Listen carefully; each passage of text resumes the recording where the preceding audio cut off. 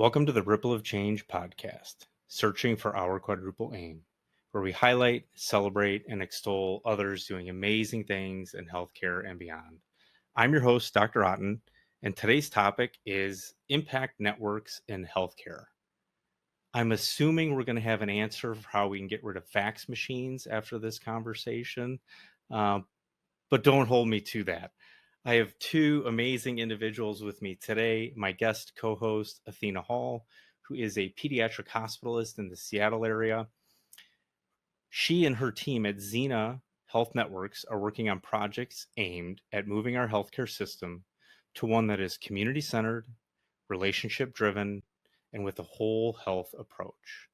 And our guest today is a good friend of mine, Denise Wiseman, who is also, as Matthew Zachary would say, a returning champion to the show, as she was our first guest co-host several months back.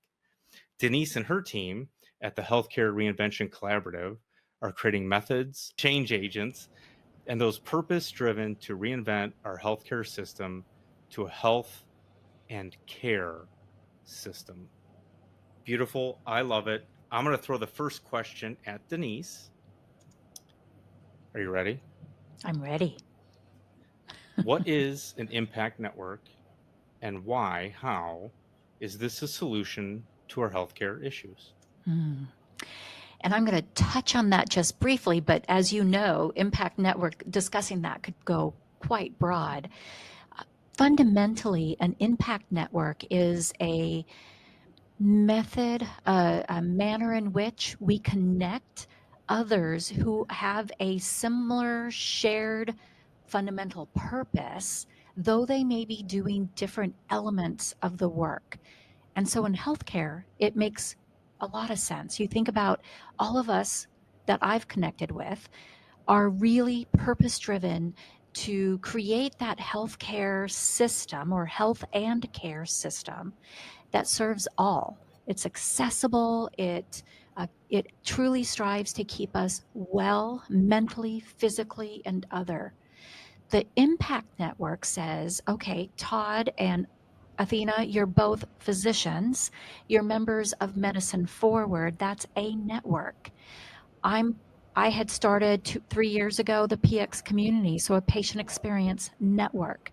We've got Nurses Transforming Healthcare and Primary Care for All Americans and all of these other groups. An impact network, our impact network, is creating a network of networks. So how do we tap into the wisdom, the experience, the different work they're doing that feeds this complex system? And then the impact network helps to visualize the whole so that we're aware of each other, but we're also aware that if we push too hard in one way, what feedback loops are going to go off kilter, give us that whack-a-mole issue, right? So being able to have that big picture and then narrow in on the work that's being done. But fundamentally, we're connecting individuals and organizations, we're sharing resources and ideas, and we're coming together to ideate and design elements of this care system that we can't even fathom today,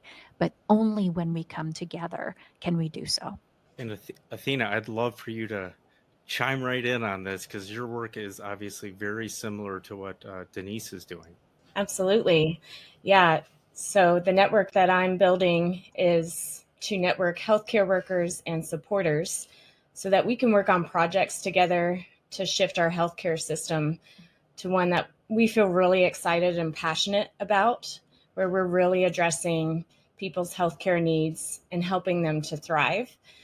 And so I'm so excited to be a part of the network that Denise has started so that I can connect with other people who have similar passion and drive to change our healthcare system.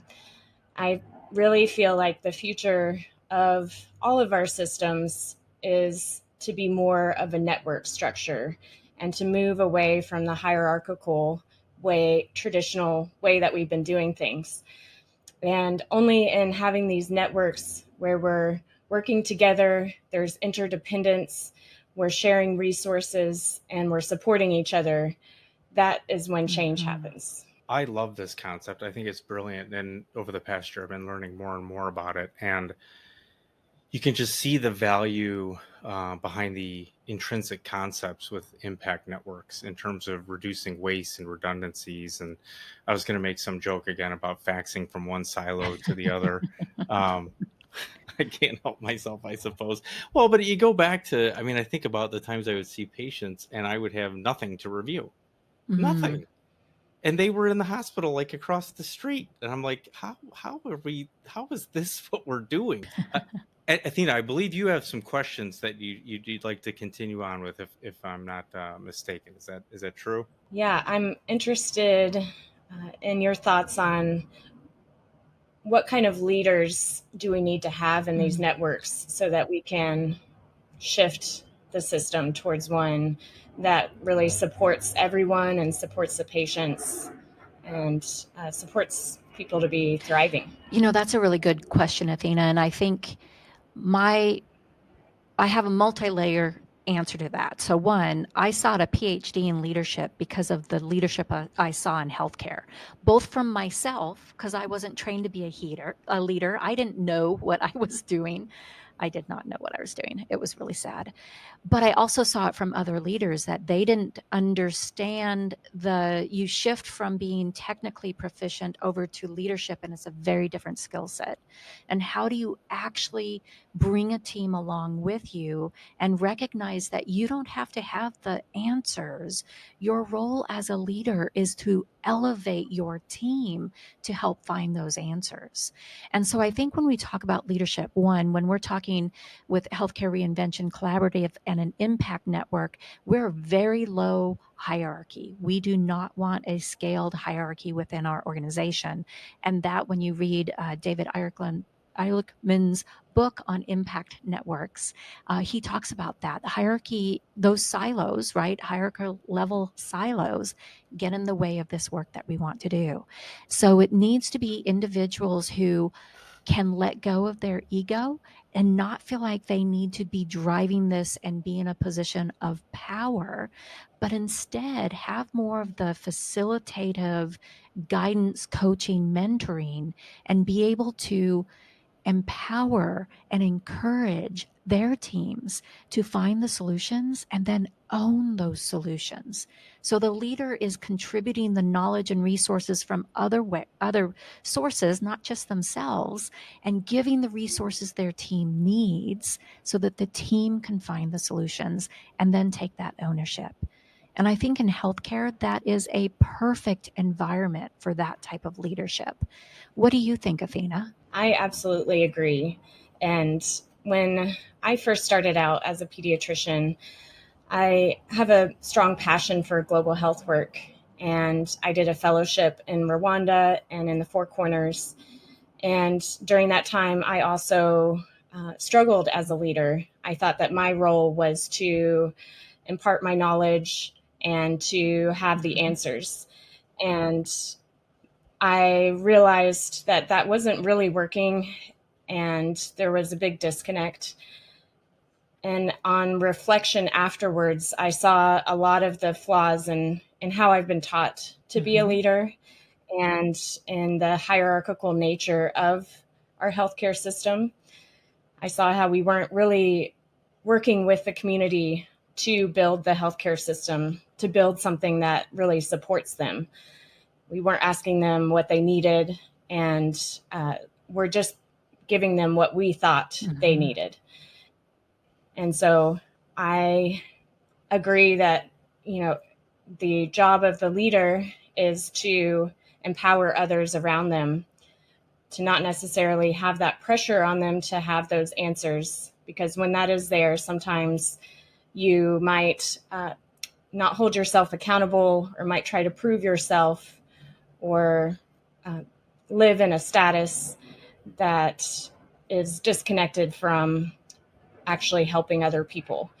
And so I think holding a vision and empowering others is where we need to land as leaders and really make sure that we're heading in the right direction and be that guide and listener. Yeah. So, And I think that's right. The other thing I think is sometimes we need to bite our tongue when we think we have the answer. And how do we help the team find their answer? Because two things. One, it's best when we help them to do so for their own learning, but also again, they embrace their solution. But just because we've had success in one point in time with some way that we've done something does not mean that's going to work here or that's always going to work. And so how do we try to be quiet so that others can really thrive and have their voices heard? Yeah, I agree, Denise. I agree too, and I'm potentially one that had to learn to bite my tongue over the years, I suppose. But there were two things that really caught my attention in this conversation.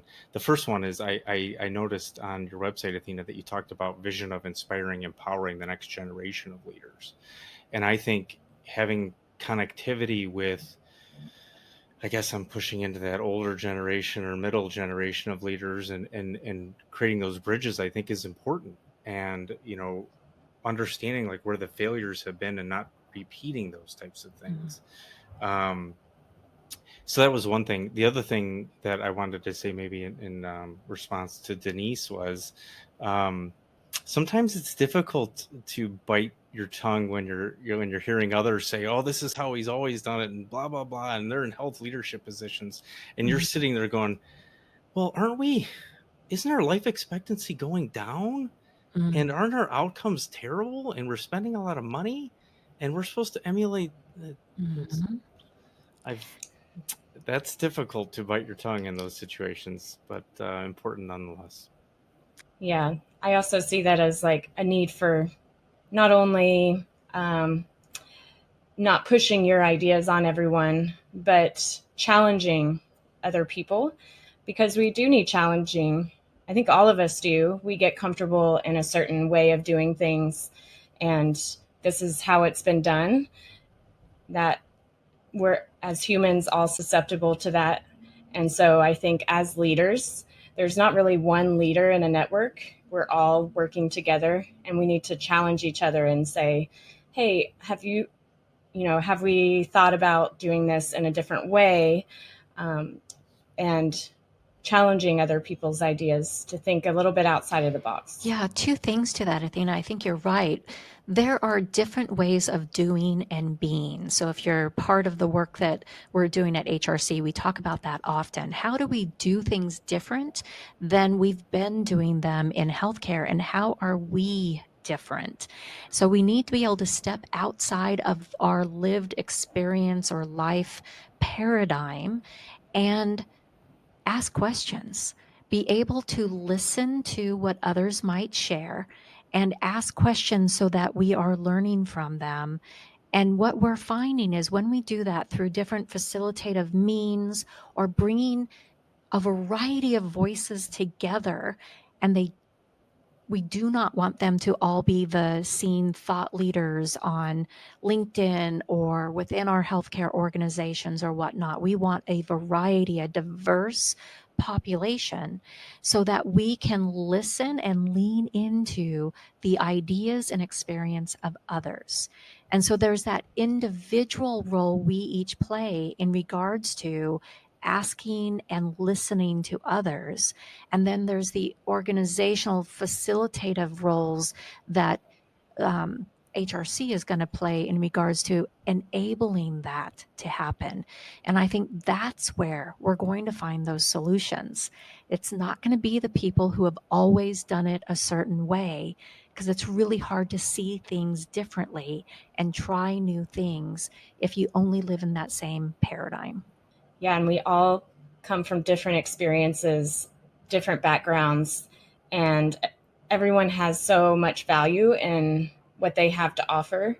It may not be what, we decide to do in an organization, but listening to everyone, hearing their ideas and their experiences, especially amongst nursing community and people who are really in it with the patients, and of course the patients themselves, so that they're all a part of the process in developing I'm glad you system. called that out because, you know, I love Medicine Forward that is very focused on physician and they are welcoming other voices. And then there's Nurses Transforming Healthcare, very focused on nursing.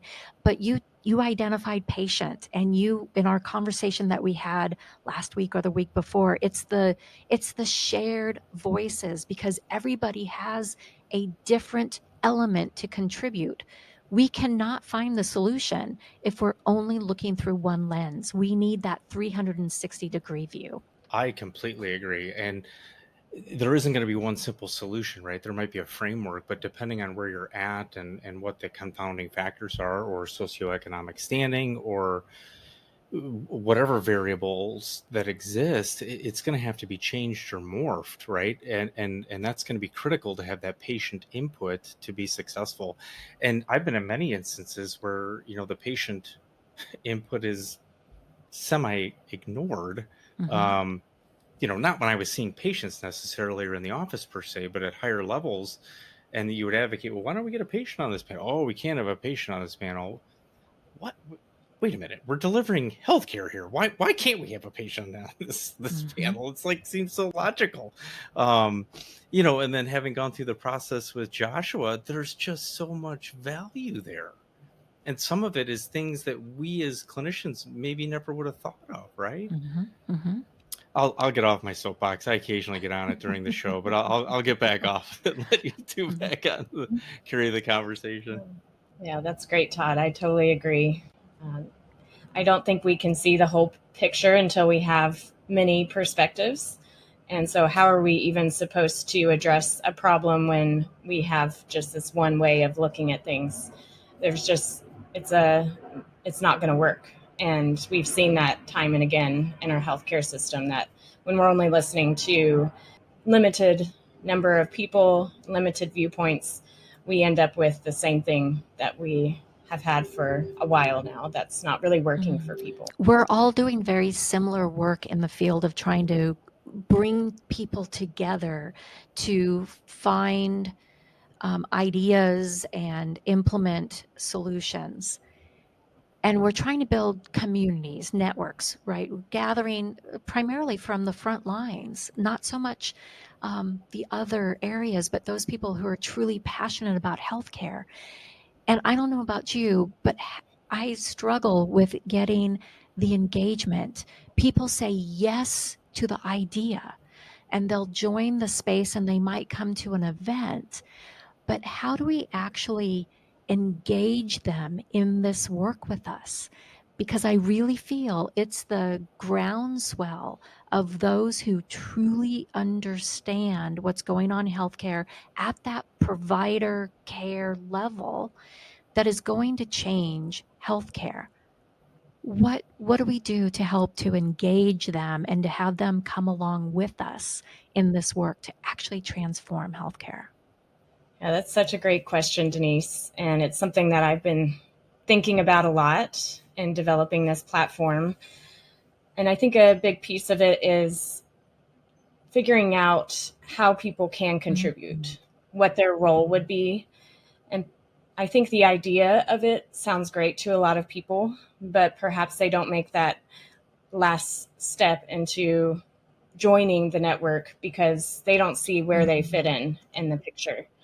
And so making sure that that's clear of what exactly will they be doing, how could they contribute, and then they can actually see, wow, I really want to be a part of that, and that's something that I feel like I could do and that I could contribute my time to. Well, and I think if I may, Denise, I think Mhm. this is where we're at with, that learned helplessness, where individuals Mm. feel like, the vast majority of clinicians or frontline healthcare workers or whatever capacity they may be in are so stretched and so burned out in many cases and overworked and on the verge of career pivots and all these other things that they may feel like it's just one more thing.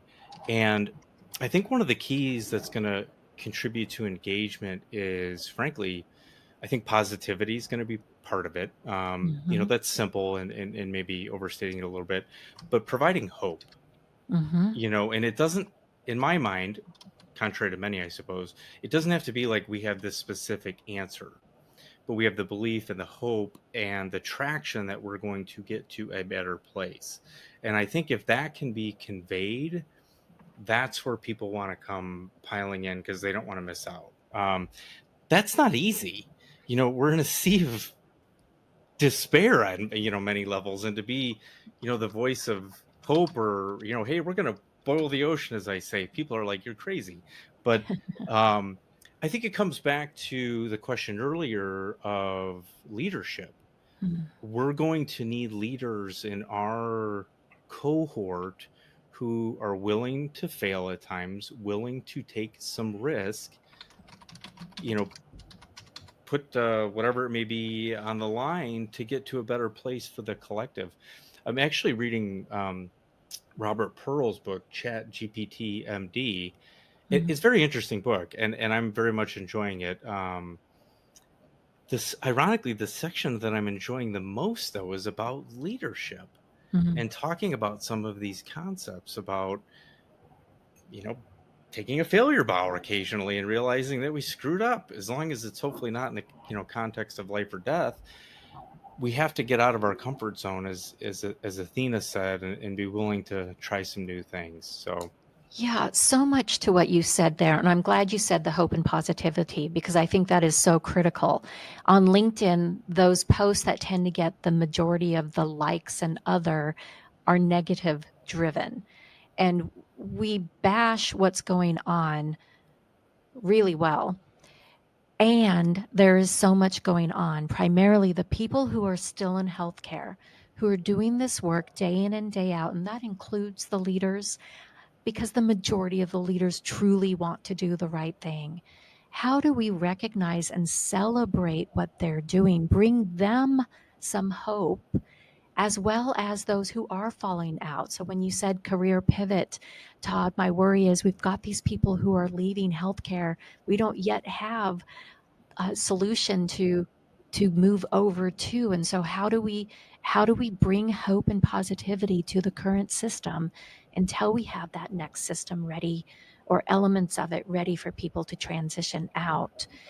And then you said the learned helplessness, and I agree with that as well, that we have people who do not see where they can contribute. Athena, you identified that as well. And Todd, the ripple of change, the smallest ripple can have a big effect. So how do we find a way to capture, recognize, and celebrate all size of ripples so that they can see their impact, and perhaps can see, because you did this, it did this, look at where we are now. You might not see it today, but a year from now, it could be a significant change. And so finding a way to capture that and celebrate it, I think, is going to be a critical element. Yeah, I love that. Thinking about the long-term outcome rather than, a lot of times in our systems, we're driven by short-term outcomes and what's going to bring in money or what's going to fix this problem that's right in front of us. And I think it's so important to have some measurements where we're showing this, you did this a year ago and look at what's happening now. So yeah, I feel like what it's really going to take is a bridge of really strong, driven leaders who know they have faith that change can happen. They know that when we come together and we join our resources and all of our experiences and our brilliant minds, that we can shift the needle. And on the platform that I'm building, we're going to be showing the progress of these projects over time, and people can support them in any way that they want, or they can just cheer it on. And after people are seeing what we're doing, the passion that we have, the change that we're making, other people will develop that hope and come in and join. So that's how I see it as happening. Love that. I'd love to learn more about how you're going to shine a light on those projects and how people can contribute. And Todd, it makes me think about the project that Medicine Forward has right now with Prescribe Hope. How do we see that project, not just a description of it, but where's it current standing, both in fundraising, if that's what it's needing, or the actual efforts? I think you're right, Athena, really shining a light on the work that is happening so that people can see what is and how is it developing and where's it going, I think is really important. Oh my gosh, there's so many things to say. I'm almost at a loss for words. I think in terms of shining a light, at least from like a personal perspective for me, I'm going to continue doing this podcast, and that's just a microcosm of one way to do it, right? Though I think having the impact networks to get it to a larger scale is where we might really start to see something going up on the S curve. For example, like the work that the Medical Society of Virginia has been able to accomplish with Safe Haven and the work that Melina Davis has done. I'm a big fan of that work, and how can we take that information to an impact network and then disseminate it all over the place to those people who are change agents and looking for ideas or tools or skill sets or leadership. Personally, what I think is going to happen with a lot of this in terms of the infrastructure, you're going to see a lot of, because it can work. Like, I've seen things be successful and groups be successful in the current landscape. And oh, by the way, many of those groups are trying to work towards changing things from within. What I think is going to happen is you're going to continue to see this exodus from systems that just want to do it the same old way. And, oh, we can always get another, warm body in here to replace position X, Y, or Z. That exodus is going to go and start to figure out these little pockets of things that are going well through, frankly, the work that the two of you are doing to get it out there. So I think we're going to have some pretty big winners and losers in the coming years in relation to a lot of this work. My biggest fear, Todd, as I listen to you describe that, is the biggest loser in this is the patient. Totally. And that is my biggest concern in regards to what is going to happen as that system continues to crumble and we don't have something available for patients and others to tap into. And then, of course, there's the political and the payment and all of that needs to be layered on. So this highly complex system does need the voices of all, the efforts of all, and the ability to look at the big picture, and that we need to support up that current system because we're not ready for it to completely tumble down. And so how do we bring them into all of these conversations as well so that they see their critical role? Yeah, I really like what you said earlier, Todd, about changing from within. So I think that's where the key lies. Instead of waiting for things to change from the top, we as leaders make those changes from inside. And it is going to shift things, and there is going to be some challenges that we're going to be experiencing as the old system is crumbling and things are changing. So I think really having safety nets within the system, whether they're temporary or long-term developments, to be able to support patients and providers as things are changing, I think is really important.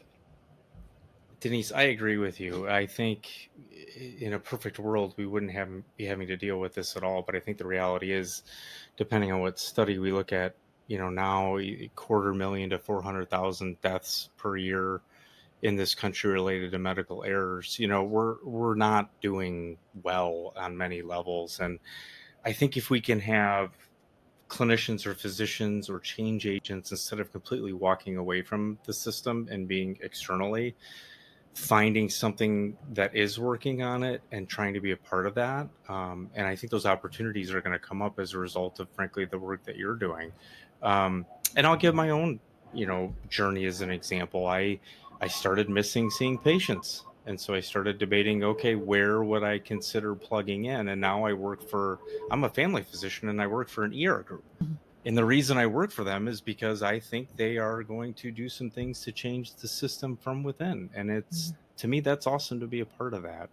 Well, I'm always watching the clock. We've hit that magical 30-minute time window, and I definitely want to do a Ripple challenge question. And this was actually inspired from your website, Athena. I think it was the Grand Canyon that's on there. Is that correct? Okay, so I'm Yes. probably screwing something up here along the way, but I'm going to ask it anyways. So the Ripple challenge question is: what is your favorite national park? That is a great question. I would have to say I went to the Yellowstone recently in Montana, and that was so incredible. Just the diversity of the landscape there and all of the wildlife. And I also live near Mount Rainier, and that's one of my favorite places. And every time I fly over Mount Rainier, it's just so gorgeous. That is beautiful. How about you, Denise? What would you say? I'd have to be honest and say I haven't visited near enough parks, national parks, but kind of referencing Washington State, this beautiful state that Athena and I both live in. I was just recently up at Deception Pass, which is where the San Juan Islands are. It is breathtakingly beautiful and just lovely hiking. So I would say that's one of my favorite places to go.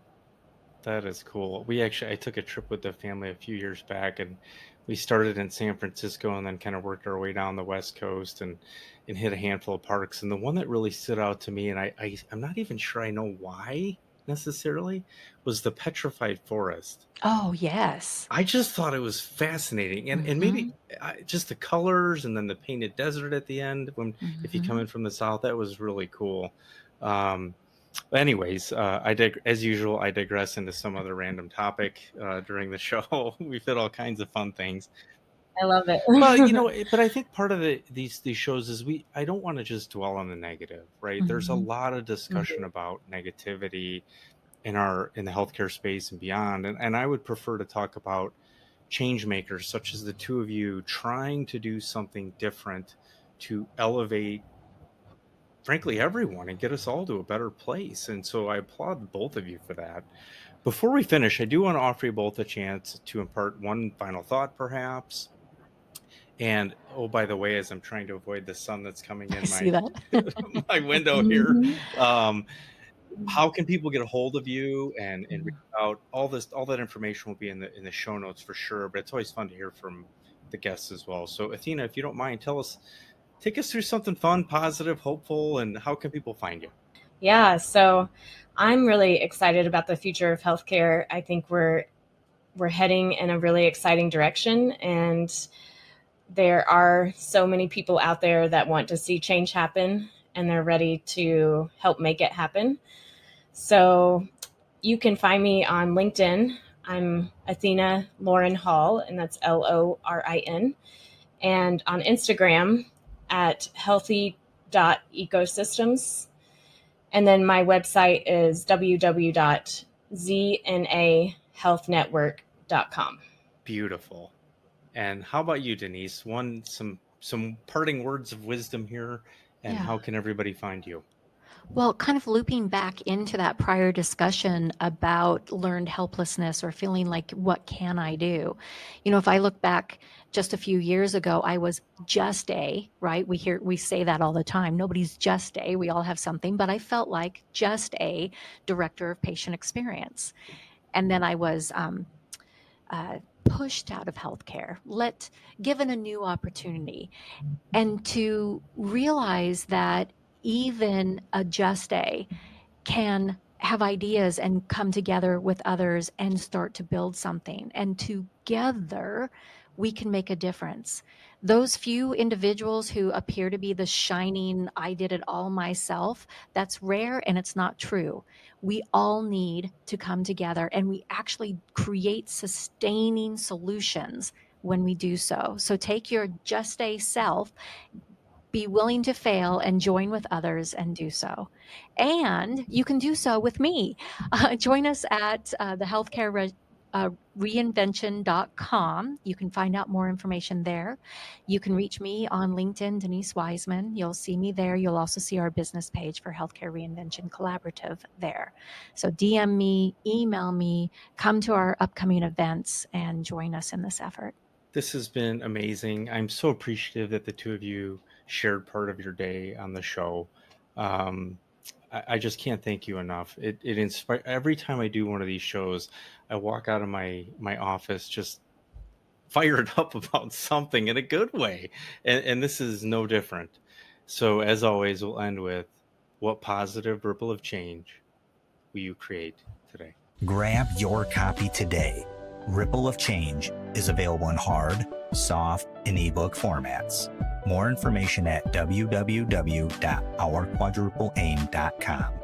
Thanks for listening, and let's turn ripples into waves of lasting change. Stay tuned to this podcast as we search for examples of our quadruple aim.